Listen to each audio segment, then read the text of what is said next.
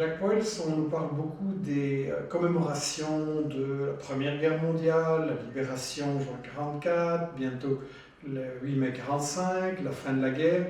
C'est bien alors qu'on parle de l'histoire et des commémorations. J'ai deux problèmes et je parlerai de la façon dont on a organisé la commémoration ici en Belgique. Tout d'abord, ce que je trouve un peu pénible, c'est qu'on se concentre sur 1914, ou sur la guerre 14-18. Et on commence, en principe, on a commencé à commémorer au moment même de l'anniversaire de l'assassinat donc à Sarajevo, qui a été un peu le début de la guerre, c'est comme ça que la guerre a commencé. Et on a tendance à expliquer la guerre par le biais des événements, commençant avec l'assassinat. Et là, j'ai déjà un problème, parce que selon moi, pour bien comprendre la Première Guerre mondiale, il faut connaître la préhistoire. Pas seulement les quelques mois avant le début de la guerre même, mais il faut connaître l'histoire du 19e siècle. Et en même temps, il faut aussi parler de ce qui s'est passé par après. Et le deuxième problème que j'ai, c'est que, surtout ici en Belgique, on a l'impression, quand on regarde les commémorations, que cette Première Guerre mondiale, tout s'est passé ici en Belgique et en France, sur le front de l'Est. Et on parle de guerre de l'autre front de l'Est, qui est beaucoup plus long, en fait. Et on parle des fronts en Mésopotamie, par exemple, aujourd'hui l'Irak, où ce sont le pétrole.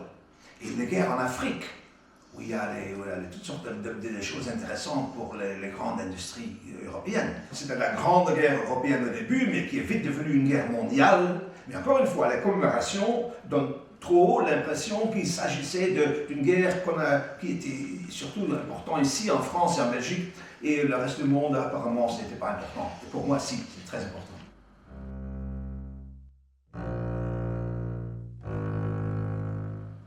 Le problème avec les explications, qui commencent, surtout celles qui commencent avec l'assassinat à Sarajevo, il y a toujours, après tant d'années, des historiens qui proposent que l'assassinat de Sarajevo, c'est la cause de la guerre. Ce n'est pas le cas du tout. Mais quand on commence à expliquer les choses comme ça, alors la Première Guerre mondiale devient un mystère. Parce que c'est un bel été. Tout le monde partait en vacances. Et tout d'un coup, oh mon Dieu, c'est la guerre. La guerre a éclaté. Et on me dit que personne ne voulait la guerre. Non, on s'attendait à la guerre. Mais tout d'un coup, oh mon Dieu, catastrophe, c'était la guerre. La guerre a éclaté. Pourquoi? Mystère. La grande folie collective, l'Europe, ce n'est pas ça, c'est un mystère. Cette guerre-là est une guerre voulue. Voulue et qu'on savait qu'elle allait venir tôt ou tard. Voulu des deux côtés? Voulu de tous les côtés. Mais pas voulu par tout le monde. Voulu par les élites de chaque pays. Et parce que les masses populaires, pour utiliser cette terminologie-là, n'avaient pas aucun intérêt en une guerre. En fait, ce sera eux qui vont payer le prix, qui devront tuer et être tués par des centaines de milliers, par des millions en fait. 10 millions de soldats sont morts dans la Première Guerre mondiale, et encore 4 ou 5 millions de civils. Alors ce n'est pas eux qui ont voulu la guerre, mais il y a dans chaque pays. En Allemagne, certainement, mais aussi en Grande-Bretagne, aussi en France, et certainement en Russie, la Russie du Tsar. Il y avait une élite qui consistait de l'aristocratie, de la noblesse et de la haute bourgeoisie qui voulait la guerre. Alors c'est ça les deux dimensions très importantes de la Grande Guerre, selon moi, dont on ne parle presque jamais, et certainement pas à l'occasion des commémorations, ça on ne touche pas à ce sujet-là, mais c'est la dimension sociale, la dimension économique. Ils ont voulu la guerre, ils espéraient gagner beaucoup. Et je vous donne un simple exemple. Tout le monde sait que l'Allemagne voulait les terres riches, les terres agricoles de l'Ukraine, qui font un complément parfait pour une grande puissance industrielle. Deuxièmement, par exemple, la Grande-Bretagne avait laissé tomber son œil sur la Mésopotamie, comme on disait longtemps, qu'on a appelé par après l'Irak. Et la vraie raison pour laquelle la Grande-Bretagne est entrée en guerre en cet été 1914, c'était à cause du pétrole. Alors c'était très heureux quand dans cet bel été 1914, tout d'un coup, il n'y avait pas une raison pour faire la guerre, mais une excuse pour faire la guerre. C'est le problème.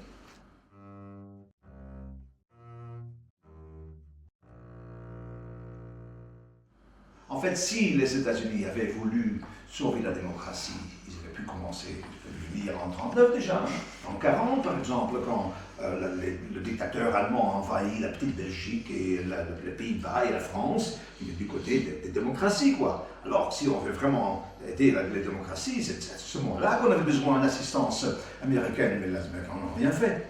Et même plus tard, les Américains n'ont rien fait. En fait, il faut se poser la question, les Américains, quand est-ce qu'ils sont entrés en guerre contre l'Allemagne? Pearl Harbor, c'était les Japonais qui ont attaqué dans une possession impérialiste, d'ailleurs, américaine, Hawaï. Ouais. Et alors, le lendemain, c'est vrai que les Américains ont déclaré la guerre au Japon. L'Allemagne ne devait pas venir à l'aide des Japonais.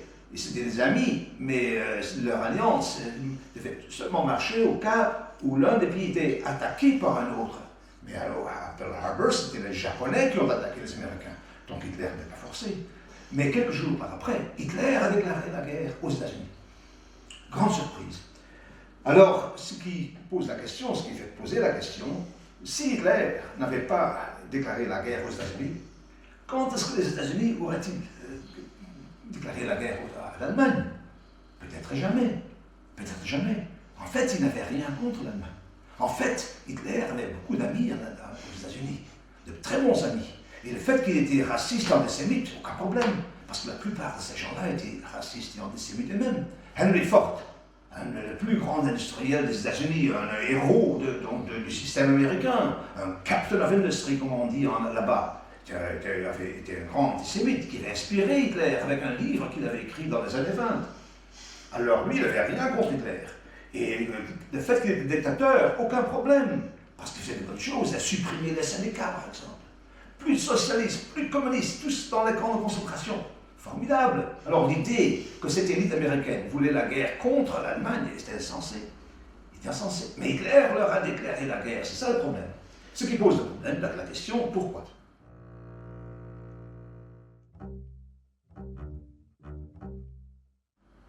Une des raisons pour lesquelles l'élite américaine, et quand je parle de l'élite américaine, je parle de l'élite politique, mais aussi surtout économique, donc les grands industriels et les banquiers américains, qui avaient déjà fait de très grands investissements en Allemagne aux années 20, fin des années 20, et qui avaient des investissements énormes en Allemagne aux années 30, et qui faisaient de très bonnes affaires grâce à Hitler.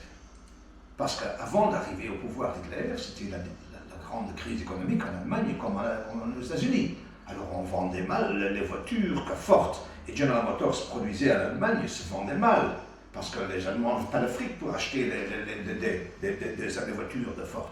Mais quand Hitler est arrivé au pouvoir, il a dit à Ford et General Motors, à Cologne, où il y avait une grande usine, Hitler a dit, ne produisez plus les petites voitures, les petits cars, produisez désormais des camions, des chars, des avions. Parce qu'on va remilitariser, il y aura une guerre. Hitler a payé, parce qu'Hitler n'est pas communiste, il n'est pas nationalisé. Beaucoup de gens croient que Hitler a tout. Il a dit produisez, mais je ne paye pas. Non, il a payé. Il n'a pas l'argent, il est allé chercher l'argent auprès des banques américaines et des banques allemandes, qui comme ça avaient un intérêt dans le système d'Hitler et dans le succès du système d'Hitler.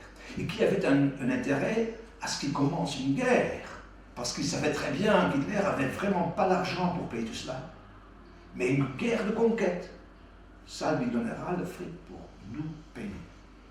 Alors, le grand espoir, c'était que non seulement il réarme l'Allemagne, mais il va commencer une guerre.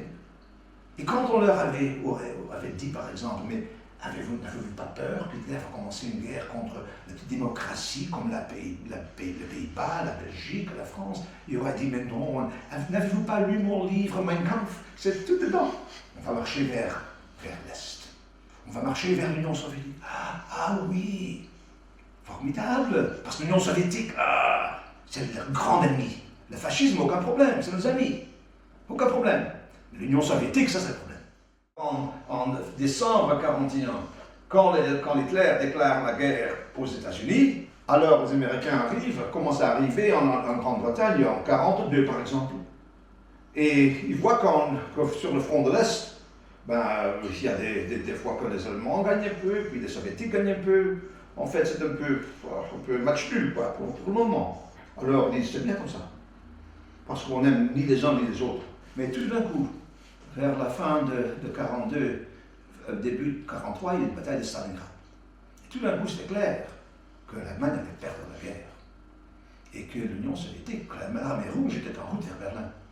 Alors maintenant, il faut intervenir.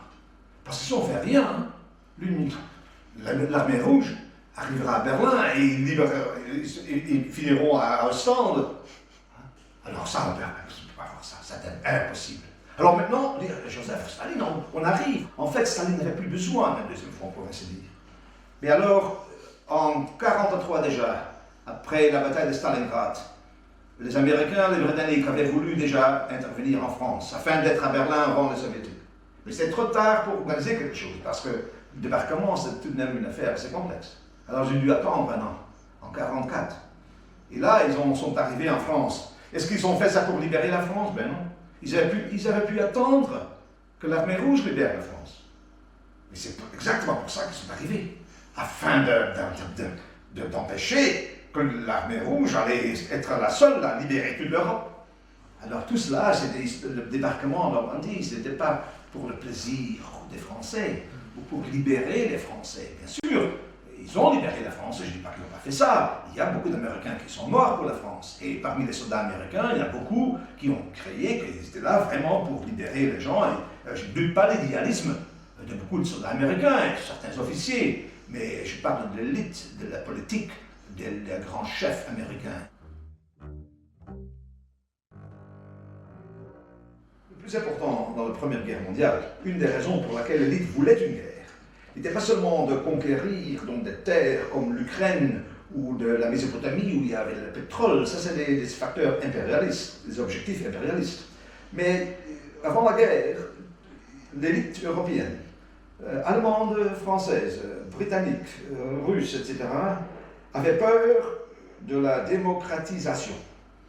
Il y avait, vers la fin du XIXe siècle, un processus de démocratisation. Petit à petit, l'idée de la démocratie a fait des progrès. Et du point de vue d'une élite, ce n'est pas une bonne chose. Aujourd'hui, on aime nous faire croire que l'élite adore la démocratie. Que notre bon roi et la reine, ils sont tous des démocrates, ils adorent la démocratie. Eh bien, c'est pas vrai. Les rois préfèrent être des Louis XIV, avoir tout le pouvoir. Alors, même tous ensemble, la noblesse et la haute bourgeoisie, qui ensemble constituent ce que j'appelle l'élite donc, dans un pays, ne représentent pas plus de 10%. Alors, dans une démocratie où chacun s'est voté, où il y a le suffrage universel, ils sont condamnés à perdre dans les élections. Et ça veut dire perdre le pouvoir. Alors, il faut un projet antidémocratique, contre-révolutionnaire, antisocialiste. La guerre. Parce qu'à la guerre, vous savez, en français on dit à la guerre comme à la guerre. À la guerre, on ne parle plus. C'est pas comme dans les parlements où tout le monde se. À la guerre, quelqu'un donne des ordres et les autres obéissent inconditionnellement. Alors, c'était là l'idée que la guerre allait résoudre le problème social. La guerre comme antidote à la révolution. La guerre comme moyen pour arrêter la démocratisation. La guerre pour, en fait, non seulement arrêter la démocratisation, mais peut-être même détricoter les concessions qu'on a déjà dû faire, le terrain qu'on a déjà perdu aux socialistes, etc. En fait, du point de vue de l'aristocratie et de l'élite européenne, l'idée en 1914 c'était un grand bond, pas en avant comme disait Mao, mais en arrière.